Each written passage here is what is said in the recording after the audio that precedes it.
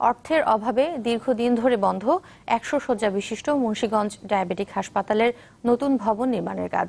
২০১৭ সালে ভবনটি হস্তান্তরের কথা থাকলেও ৩ দফার সময় বাড়িয়েও মেলেনি সরকারের প্রতিশ্রুত অর্থ। ফলে এখনো ভাড়া চালিত পুরাতন ছোট্ট ভবনে কোনো রকমে চলছে ডায়াবেটিক রোগীদের চিকিৎসা। কিন্তু ২৭,০০০-এরও বেশি রোগী সেবা দিতে গিয়ে হিমশিম খাচ্ছে কর্তৃপক্ষ। একে মুন্নার রিপোর্ট। জেলা শহর সংলগ্ন চরশিল মন্দির এলাকায় ৮৪% জমির উপর নির্মিত হচ্ছে মুন্সিগঞ্জ ডায়াবেটিক হাসপাতাল। ৬ তলা বিশিষ্ট এই আধুনিক হাসপাতাল নির্মাণে সমাজ কল্যাণ মন্ত্রণালয় দিচ্ছে ২০ কোটি টাকা।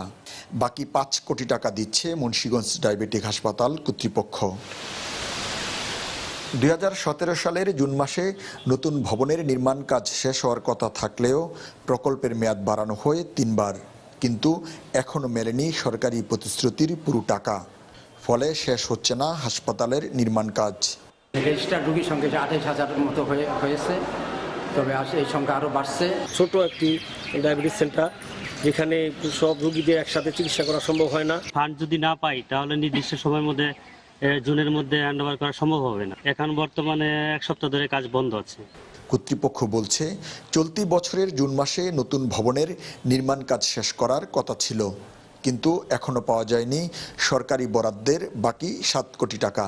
ফলে নির্দিষ্ট সময়ে নতুন ভবনের নির্মাণ কাজ নিয়ে দেখা দিয়েছে অনিশ্চয়তা।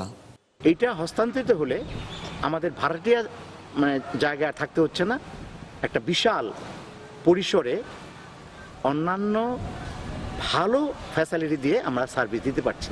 কোনো বরাদ্দ না পাওয়া যাওয়ায় এই কাজটা একটু ধীর গতিতে চলতেছে। তো এই বিষয়ে আমি প্রকল্প পরিচালককে কয়েকটি চিঠি দিয়েছি। স্থানীয়ভাবে উন্নত চিকিৎসা না থাকায় মুন্সিগঞ্জের ডায়াবেটিক রোগীদের যেতে হয় ঢাকায়।